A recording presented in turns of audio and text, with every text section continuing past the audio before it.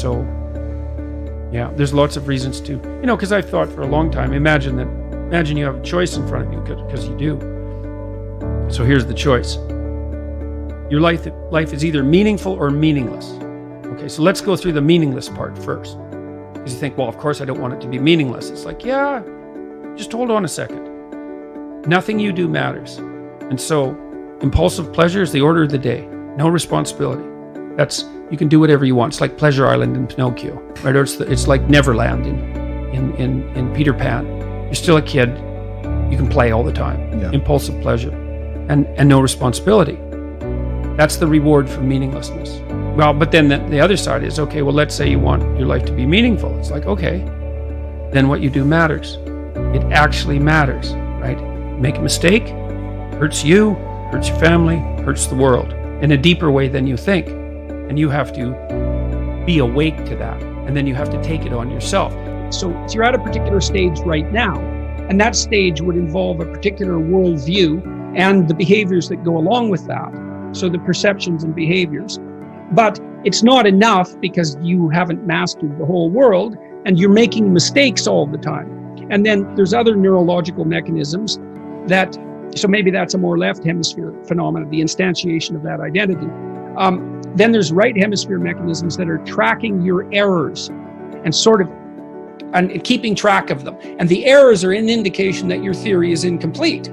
So the errors accumulate and the information around the errors accumulate, and another identity starts to become formulated, and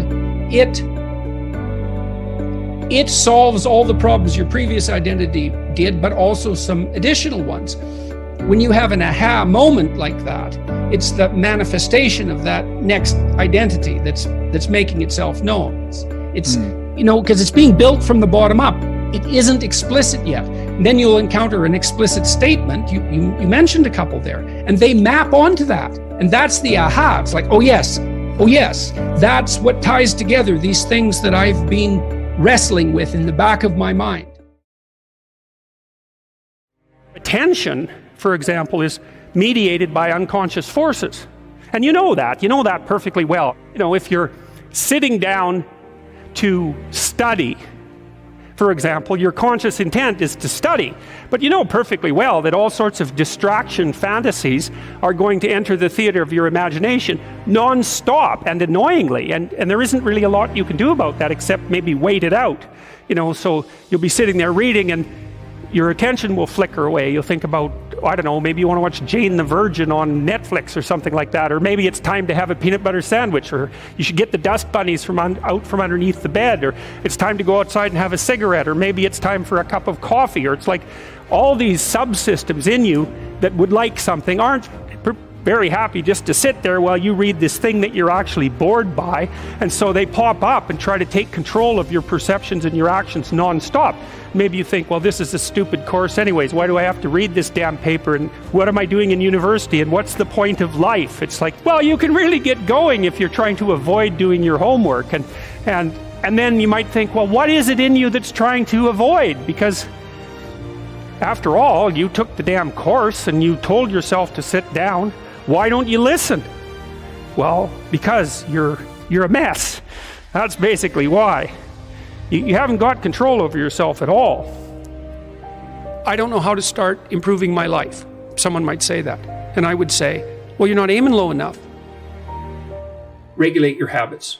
Try to get up at approximately the same time each morning. I would recommend that you get up approximately when other people get up. So that would be something in the neighborhood of 7:30 or 8 in the morning, or perhaps earlier, perhaps a little bit later, but you want to stabilize that because your circadian rhythms operate more, fluidly, and your mood is likely to be regulated better if there's islands of stability in your daily routines. Human beings like daily routines, just like dogs like daily routines. And so regulate your sleep. I would say when you get up in the morning, eat breakfast. That's a really important thing to do. I can't tell you how many people I've treated in my clinical practice whose proclivity for emotional instability and depression, anxiety, general hopelessness, emotional pain and gloom and doom, as well as capacity to concentrate, were properly regulated or inhibited or reduced by merely ensuring that they ate I would say, a protein and fat rich breakfast relatively soon after they wake up. And that's especially true if they're stressed. And as it turns out that if you stress yourself after a fast, which is of course what you've undertaken if you haven't eaten since the night before, that your body produces enough insulin to deplete the sugar in your blood. And then it's very difficult for you to become regulated properly with regards to your metabolism until you sleep again. And so it can be regulating your sleep, and your breakfast eating habits in particular can be in a very effective way of regulating your mood and increasing your capacity to concentrate.